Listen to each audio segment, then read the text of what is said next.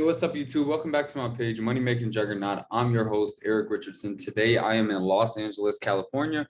So I decided to make a video on California excess proceeds for you guys. So I will go over a few counties for you guys. California is a great state, and a lot of you guys are watching that have been following the program. You guys want to know which counties can you go after that do not require an attorney. Now, of course, we don't want to just take the easiest route, but the counties that I'm going to show you are very easy. You're going to see how to get leads. We're going to see how you can get the claim forms, and then you'll see that no attorney is needed on simple cases. Now, we'll describe to you guys which scenarios that will require an attorney, but for the most part, California is a very simple state, and you can get started today. All right, guys, before we get into that, make sure you guys go ahead and hit the like, hit the subscribe button. You guys know I'm coming out with content for you guys. So I'm going to go ahead and share my screen now. All right, so the first county that we're going to go over is Los Angeles County, because that's where I'm at right now.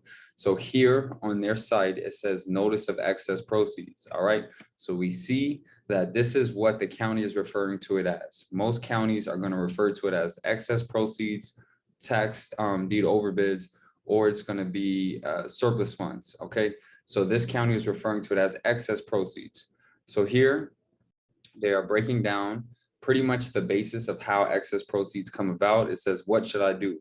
The treasurer and tax collectors establish the minimum bid for a property in the auction to include taxes, penalties, and costs. So they're saying that the minimum bid, which is going to be the opening amount, is going to be whatever taxes, penalties, and costs associated with holding that actual auction. The sale price at auction may exceed the minimum bid. So that means that they sell for a higher amount than what was owed. Okay. So now this gives us the excess proceeds. All right. So excess proceeds is the amount of funds remaining after the treasurer and tax collector sells a tax defaulted property and recovers the taxes, penalties, and costs. So after they sell it and recover all of their taxes, penalties, and costs, there's an excess amount that's due to the previous owner. All right. So it says no later than 90 days after the sale of the property, if the amount of excess proceeds exceeds $150, the treasurer and tax collector shall mail written notice of excess proceeds from sale of defaulted property to the last known mailing address of parties. What have I been telling you guys? They don't do a good job at reaching out. They send to the last known address. And what is the last known address? Property that was foreclosed. So they're not going to know about this. This is where you step in and help them out. Okay. It says no later than 90 days. So they're saying within the 90-day period, the county is going to send out a mailed letter. All right. It says parties of interest may file a claim by completing and returning the forms that are included with the written notices. Parties of interest may also file claims by using the instructions and forms listed below.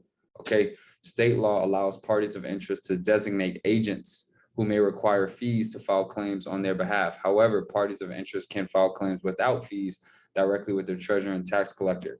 They're telling you guys, state law allows this. California is a great state, guys. If you're a newbie, California is a great start for you. It is telling you you can do this. All right. They have the forms right here. All right. So they have the agent form. We'll go ahead and click on that. So you can use the agreement form that I have in the course, and you're going to use this form as well. And they're basically explaining everything that you need to put right here that needs to be notarized. And also your section that you are going to be the assignee needs to be notarized. And they give you all of the instructions. So very transparent. And this is an example of their list. Okay, so this is an older list from 2019. If you guys want the most recent updated list, you're going to have to email the county. All right. If you have the course, I do have the email template on how you can email the county and they'll send you the exact list. All right. If you don't have the course, this is your sign that you do need the course so you can know how to communicate with the county. So here we can see there's some large surpluses here. We just saw that 298,000. And if you don't know how to read this, I'll give you guys a little secret. You can search up parcel information on the county site to get that address. Now you can link it with the excess proceeds, and then you can go perform even more research on the previous owner and due diligence on that property. All right. So that's Los Angeles. They give you all the forms. They give you claim form and instructions, supporting documentation, checklist. So they're telling you, all right, we're going to be agents. These are the items that we need. All right. So very transparent. Los Angeles County, you're going to get the list. You have the instructions. Now, what do we need to do? Skip trace, contact, close the deal. Okay. And all of this can be done without an actual attorney. We have the claim form right here. Now, also keep in mind, in California, they do not review claims for 1 year, okay? You must submit your claim within that 1 year. So what does this mean? For example, if the property was foreclosed on August 1st, 2022, you must submit a claim before August 1st, 2023, because the county is going to start reviewing a claim on that date. All right. You can submit a claim before. You can submit a claim September, October, November, December, January. You get the point. You can submit your claim. Now, the county is not going to review it until that year has expired. After that year has expired, they will not receive any more claim forms. Okay. So you must get that in beforehand. All right. So that's Los Angeles. All right. Let's go over Fresno County. I told you guys I was going to give you guys a few counties today, and you can get started working this business today. Here, Fresno County. By the way, guys, if you do not have Excess Elite is how you get all this important information, all of this important information. I give you the link to the excess proceeds, how you can do your record search. They even have fully skip trace leads. All the information you need is on Excess Elite. All right. If you guys want to sign up, you can get the 7-day free trial using code Prestige30 off, and you'll also get 30% off. This is the only place that you can get that. All right. So Fresno County, they have a list right here. This is from the March sale. Once again, they have the parcel number that you can do some research. They have the excess proceeds. You're going to have to know how to read this list. If you don't know how to read this list, you got to get my course. All right. They give you the claim form as well. So once again, very simple form. You do not need an attorney. Very simple. So Fresno is very transparent. You got the information there. You got the form. And then once again, must be filed within 1 year. All right. So that's pretty standard. Okay. Another county, we have Orange County. Okay. Orange County, they have excess proceeds. So once again, you guys are seeing that they are referring to it as excess proceeds. And this is going on all over California. They give you the instructions. They even give you the claim form. Very simple, guys. Very simple. Okay. So also keep in mind that California is a state that doesn't require an attorney. So what does this mean?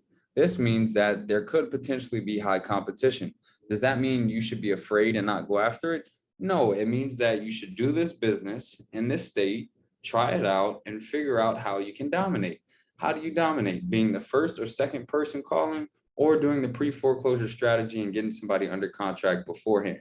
Regardless, we should not be afraid of saturation in this business, because there's millions of dollars out there. And also it comes down to being relatable on the phone. I always say you cannot close the deal unless you are professional, knowledgeable, and an expert. And unfortunately, there's not a lot of individuals out there who have those three capabilities. There's some people who do this business and are not professional. They are not trustworthy at all, and some of them are sleazeballs. So if you can step into this business and you can offer those things, you have a great trustworthy voice, you're nice and professional, you can easily explain to these individuals how they're entitled to these funds, you will do a great job. All right, guys. So make sure you guys use the code Take Action. If you haven't received the course yet, you'll get $100 off, and you'll be able to learn how you can start this business. Thank you guys for watching.